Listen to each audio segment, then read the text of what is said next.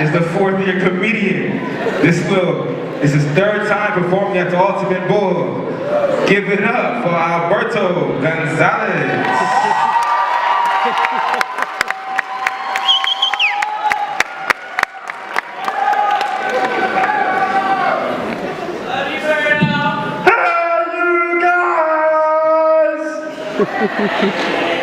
How many people have seen the Goonies here? 2, 3 people? Okay, that's why that didn't work. Okay. Jeez. How you guys doing? It's good to see you guys. This is my last Ultimate Bowl. I'm graduating this year. Yeah, I didn't think I would either. Yeah, awesome. So this is my last Ultimate Bowl. I figured the best thing to do would be a review of all of my 4 years here, kind of break it down through what happened each year, some of the highs and lows. So we'll jump right into it. First I'd like to say that I'm sweating like Trump in a church right now. You don't think that guy would perspire in church? He would. That's about as political as I get. There's no reason to try to understand a reality show that's already scripted, right? So, to start my freshman year, right? You come in and you have this concept that everybody else knows what they're doing and you have no friggin' clue. Everybody just seems to be going about their day happy and you're like, how do I do this? What you come to find out is nobody has any idea what they're doing.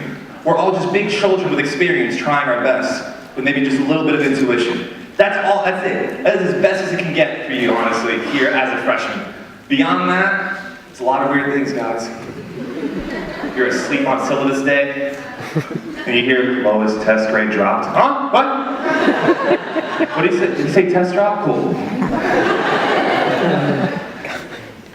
Semester starts getting really stressful. Students are laying down in the crosswalk. Pay my tuition! Dude, it's alright, get up. Come on, you can make it. Start getting really bold with it and standing in the crosswalk like Arnold Schwarzenegger's better. Do it! Kill me! Do it! Come on! What are you waiting for? Do it! It's rough, guys. College is hard. I did not expect that. I like breezed through high school and I thought like I'd come to college and just like take classes and come out a comedian. Doesn't quite work like that. There's no comedy degree. Found that out. First day, I want to do comedy. Sophomore year. Sophomore year was a year. Actually, before I go into sophomore year, I want to tell you what my favorite memory from my freshman year. I owe this school money. I do. Straight up. My freshman year, I was in the improv club, and there was an exercise we did where I was a guy on fire, and I had. He knows. So I was doing it really well, and I was like, ah! I went to pretend I was jumping out of a window, and I went, ah! Hole in the wall. Big hole, like a chicken pot pie hole in the wall, right? I felt awful. I'm lying on the ground, still screaming. I'm still in character. Ah! They think I'm in pain. I'm just on fire. Felt really bad, but I fell in love with improv comedy and being, you know, crazy and insane and silly or whatever.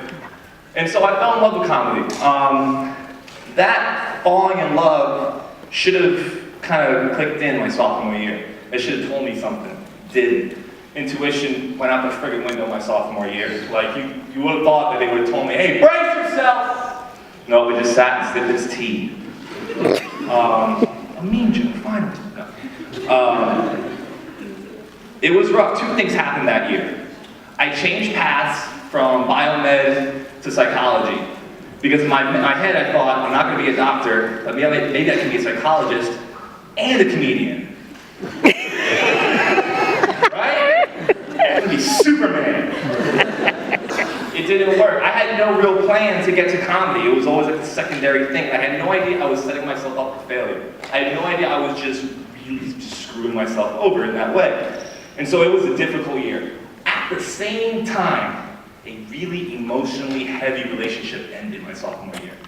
So those 2 things just sent me into a spiral of depression and despair, Netflix and naps.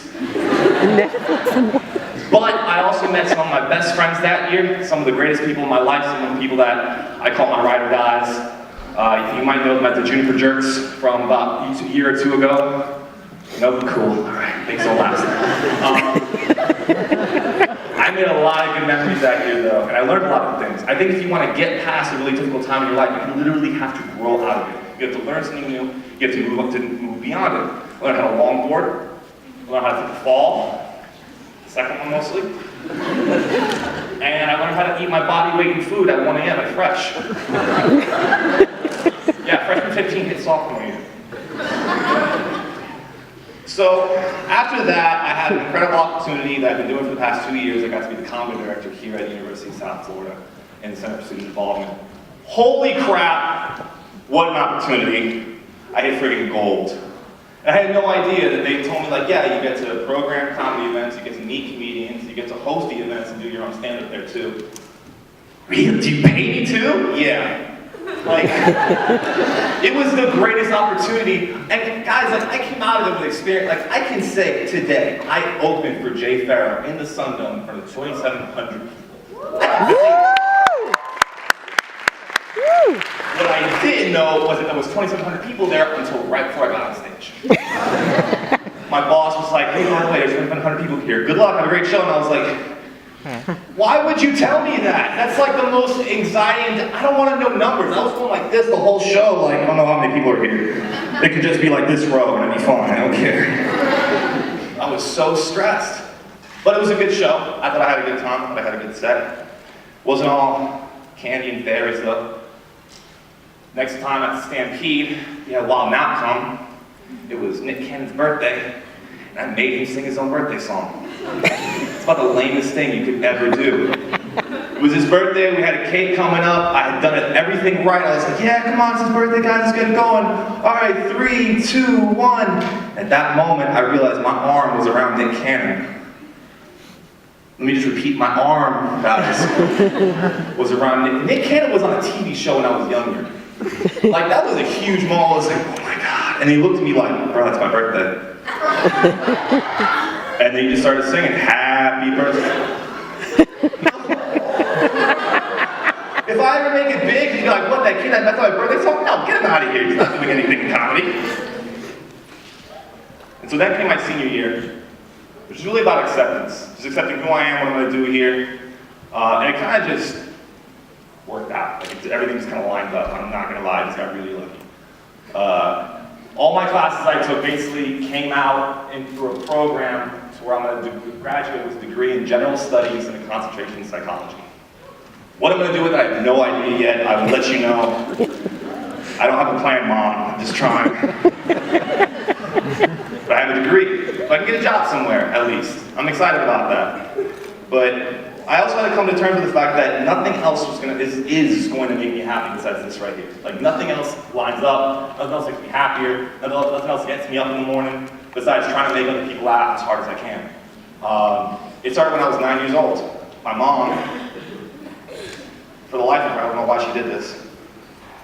On a Saturday night, she showed me George Carlin, 1992, Jam in New York. And the next day, I went to Sunday school. That's hard, guys. That's being between a rock and a hard place like the worst way. I was between Carlin and the system. I didn't know how to cope with all of that, like, breaking of ideas. Like, I go to Sunday school and the guy says, do not kill. And last night I'm like, Carlin said that was negotiable. I don't know. We're gonna talk about this. I don't know what I'm doing here. But, that was something I just had to come to grips with that since I was 9 or 10 years old. Comedy is my passion.